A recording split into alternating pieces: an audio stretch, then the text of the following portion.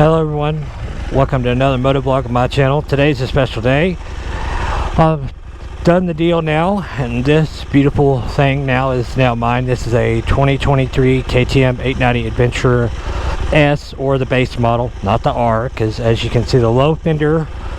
And this particular one, the S model is you can get it in a an orange and white color scheme. This one here, as you see, is a battleship gray that I really dig a lot.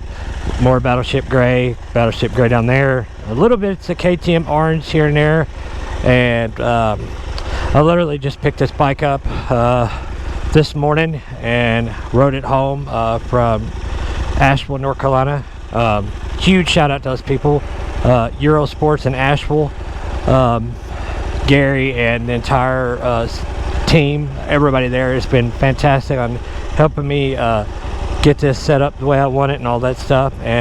But we'll jump on the bike. Now that I rode the bike over 100 miles, I think I can give you a pretty decent first impression review. Not a complete review yet, but let's jump on the bike and talk about it. So main reason why I went with the base model instead of the R is I'm 5'10" inches tall with a 32-inch inseam, and I don't know if you can see on the GoPro, I'm a little more than half foot on both sides, which I kind of like. The R is about 1,300 Rs more, but the R has like an inch and a half higher seat height, which means I'll probably be close to be on tiptoes. And for a true adventure bike that I'm going to ride off-road, I went with this one because I thought it would suit me the best. I bought this bike brand new after selling my 2022 KLR back in about April of this year. Hopefully this audio comes out pretty decent. This windshield does push a lot of air right like mid helmet, kind of the bottom of the helmet area. But I did enjoy the ride back from Asheville, even though it's like 120 miles. But you know, I worked my butt off, saved a lot of money, been working tons still on the second job to acquire this with no debt at all, zero. So I wanted the satisfaction of riding it back. So I set up a pickup date with the sales team there. If any of y'all are anywhere within driving distance 5 or 6 hours away where you're gonna trade a bike, you really have to go see these guys at Euro Sports in Asheville. They're fantastic, no pressure. They'll help you get what you want. Gary is the only salesman there, super laid back, kind of reminds me of people who watch YouTube probably know I'm talking about. Maybe Hitchcock 45, super just down to earth, real mellow, real calming tone of voice. And he'll sit there and talk to you an hour or two if you want to talk about different bikes, what suits your needs or what doesn't, and give you some recommendations without pushing you to a decision. So he basically is letting you make the decision, which I really thought was cool. This middleweight you know, adventure bike thing to me was still new, and I was trying to figure out what I wanted instead of the KLR, which didn't suit my personal needs for what I wanted an adventure bike for. Even though I do have, this is not a touring adventure bike for me. This is a more like backroads and Mid-Atlantic BDR, Smoky Mountain 500, Tail Chaser 250, stuff like that. So more like backroads, 4-lane highways. I'm not really concerned that this bike is, as they say, not good enough to be on the interstate. And I'm here to tell you, I rode this bike back on a road for like 20 miles doing 65 with the cruise on, and super happy, only tacking like not even 4,000 RPMs in 6th gear. The wind protection is not great, but it's decent enough to be able to do that stuff.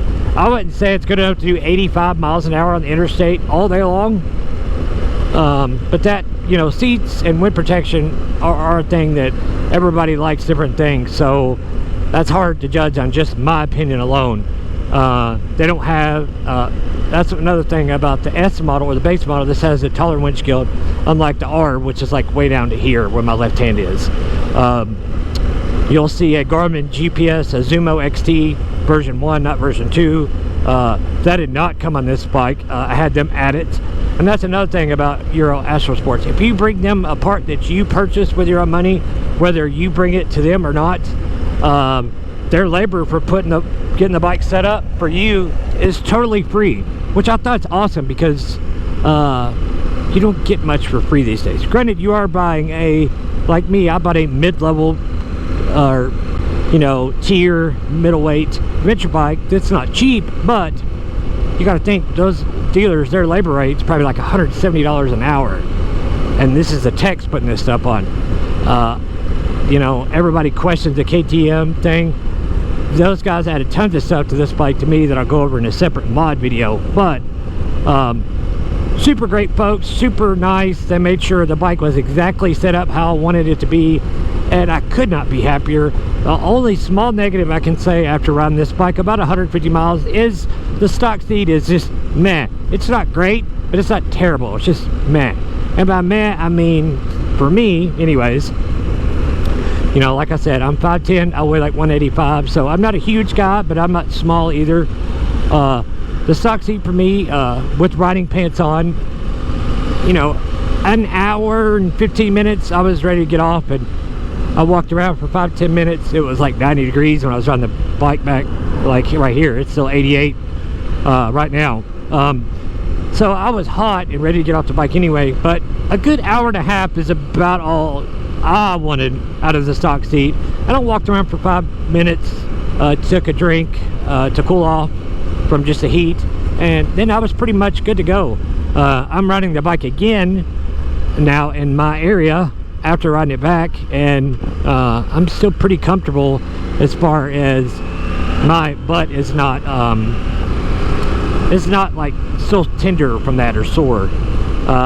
I did get this bike with a tech pack. They offered that to me as a 10% discount of the tech pack upon purchasing, and the KTM Power Parts, some of the stuff that I didn't bring them that they had in stock, I got a 10% off of the parts also. So they're willing to, to help you out. Of course, it does entice you to buy more stuff for the bike, but you save a little bit of money and you don't have to put it on. So I thought that was pretty cool. I normally do run a 2-camera setup. I haven't had time yet to set that up on this bike. I had to kind of have a placement for it and figure that out at a later date. But on the next motovlog you see on this bike, I should have that set up. And on the windshield with Peaks helmet, I am wearing a Klim Krios Pro, not the original Klim Krios. And at 60 to 65, there was a little bit of head buffeting, but not terrible. Bearable, I would say.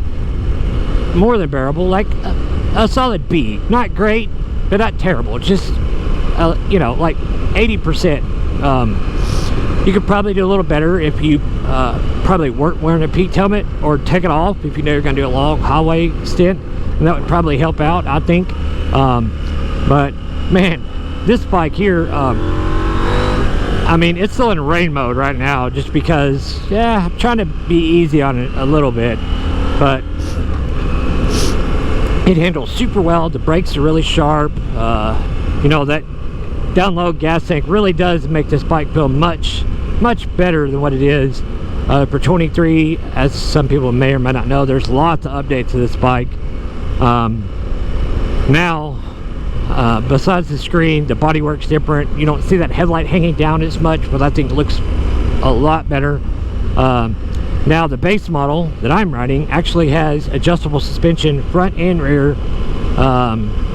There's one thing I can't remember off the top of my head that is not adjustable on the rear shock, and I think like it just has preload and then damping or rebound. It has one or the other on the rebound or the damping. I'm not sure which, but it's pretty plush, but it's not like, KLR pillowy soft plush like that. It's kind of like medium. It's not harsh, but like little road imperfections, you feel them, but it takes the jar out. So, and this is stock setting, box stock setup. I havenent put it in comfort setting, but I just thought this bike would really suit my needs and what I want it for.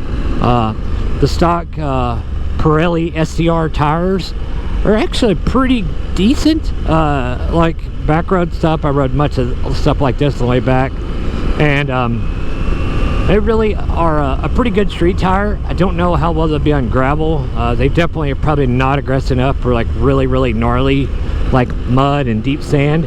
But I'd say they'd be pretty good on your on a gravel road or like a BDR route or something. They don't really howl, but you do feel that chunk a little bit, I think, of the tire, like as it rolls at every speed, just a little. You know, that kind of vibration a little bit, but it's not terrible. I'm pretty happy with it overall at the moment. So we'll see how that does. But another good thing about the KTM 890 here, they're pretty much like, you don't have to put a lot of extra crap on them. Maybe a better skid plate. Mine already has really good aluminum sturdy bark busters on it.